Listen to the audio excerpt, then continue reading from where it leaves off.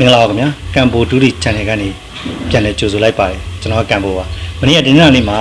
ကျွန်တော်တို့ကံကောင်းခြင်းတွေကိုရရှိခဲ့ကြသလိုဒီနေ့အင်္ဂါနေ့မှာလည်းထူးခြားတဲ့ကံမွေးကဏ္ဍနေနဲ့တူမိတ်ဆွေတို့ရဲ့တနေ့တာကိုပျော်ရွှင်စရာတွေဖြစ်အောင်ဖန်တီးပေးဖို့ရောက်ရှိလာပြီဖြစ်ပါတယ်ဘယ်လိုလဲမစခင်မှာကျွန်တော်တို့ရဲ့ကမ်ဘို channel လေးကိုအားပေးနေတဲ့မိတ်ဆွေတွေများရှိရင် subscribe လုပ်ထားဖို့မမေ့ပါနဲ့အောင်နော်ဒါမှနေ့စဉ်ကံကောင်းခြင်းတွေကိုလက်မလွတ်ရမှာဖြစ်ပါတယ်ခင်ဗျာဒီနေ့2026ခုနှစ်မေလ26ရက်အင်္ဂါနေ့အတွက်တွက်ချက်မှုတွေကတော့ကမ္ဘာကျော်ကဏ္ဍပေရင်ပညာရဲ့ Numerology နဲ့အတူမြန်မာရိုးရာအင်္ဂါနဲ့ဓာတ်စီ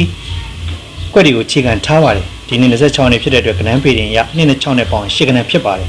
10ကဏ္ဍဟာရာဟုကျိုးရဲ့ရှင်ဝါရှိပြီးကြီးမားတဲ့ပြောင်းလဲမှုနဲ့စီးစိမ်လက်လာပါကိုကိုစားပြုပါတယ်ဒါအပြင်ဒီနေ့အင်္ဂါနေ့အင်္ဂါနဲ့3ဖြစ်တဲ့အတွက်မိတက်အားကောင်းတဲ့နေ့လည်းဖြစ်ပါတယ်ရာဟုရှင်နဲ့အင်္ဂါ3ပေါင်းစပ်မှုဟာဒီနေ့မှာ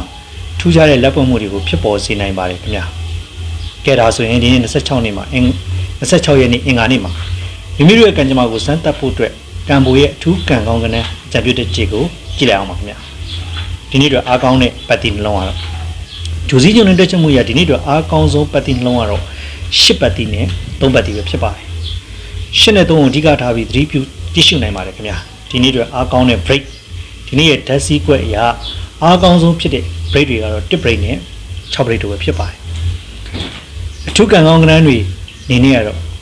ပတ်တိနဲ့ break တွေကိုပေါင်းစပ်ညှိနှိုင်းပြီးထွက်ရှိလာတဲ့အကြိုက်ဆုံးကဏ္ဍတွဲတွေကတော့8380 30တို့ပဲဖြစ်ပါတယ်မိမိတို့ကြံ့ပြည့်တဲ့ဆိုရင်တော့အဆင်ပြေအောင်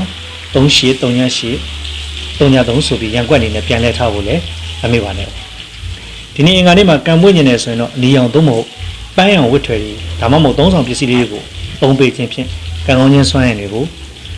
ပုံမရရှိမှာဖြစ်ပါတယ်ကျွန်တော်တို့ရဲ့ကြံပြုချက်တွေကပညာရေးပိုင်းဆိုင်ရာတက်ချက်မှုတွေပေါ်အခြေခံထားတာဖြစ်လို့မိတ်ဆွေတို့အနေနဲ့မိမိတို့ရဲ့ကံစမ်းမှုကိုအသိဉာဏ်လေးနဲ့ရှင်ပြီးချင့်ချိန်စမ်းသပ်ဖို့ထပ်မံသတိပေးပါရစေခင်ဗျာမိတ်ဆွေများအားလုံးဒီနေ့26ရက်နေ့မှာလက်ကြီးလက်ကောင်းများရရှိပြီးကံထူးကြပါစေလို့ကံမို channel ကနေဆုတောင်းပေးလိုက်ပါတယ်ခင်ဗျာနောက်ထပ်ဗီဒီယိုတွေမှာပြန်တွေ့အောင်မယ်အားလုံးပဲကံကောင်းကြပါစေခင်ဗျာ